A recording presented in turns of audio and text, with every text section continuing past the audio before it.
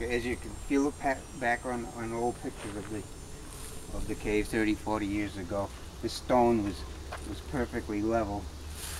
As you can see now, it's tipped.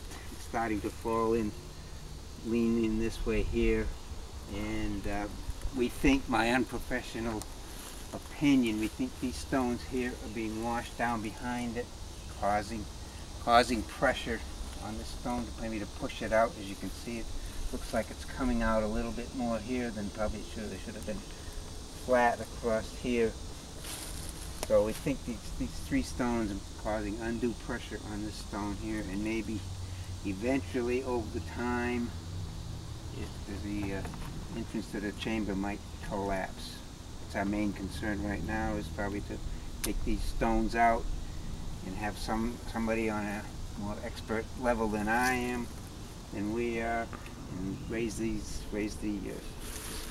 lentil stone up a little bit and put it back to its original position, and that's all I can do.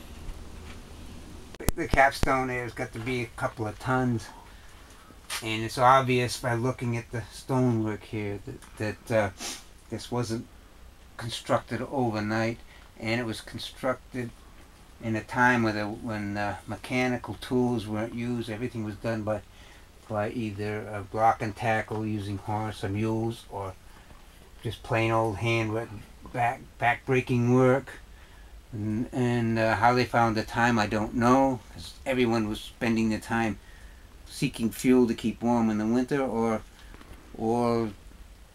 raising their food, or hunting for food. When right now, at the times now we have where we can just go to the supermarket and buy food we need. When this structure was built, there were no supermarkets, I don't think. Very few, and just the basic staples were available. And what it was used for, who knows? There are the mystery is quite active. It's been used. People have suggested it's been used for ice house, a leather tannery.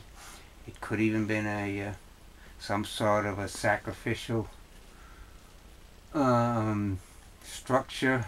And I was talking to one archaeologist. He was quite sure it was built by Druid monks being chased by the Norsemen.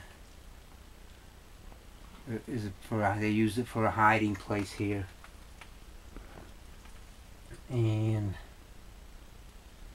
also some people think it lines up with the summer solstice with the cairns on Pratt Hill.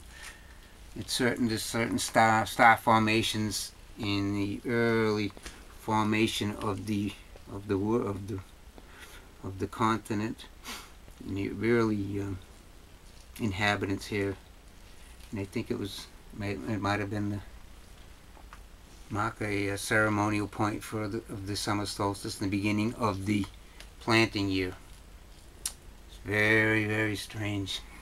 In the mystery, we're trying to maybe not solve the mystery, but to keep the mystery going. I think to keep the mystery going would be more interesting than if we solved the mystery, and then nobody would be interested in it. But who knows what the future is to hold here.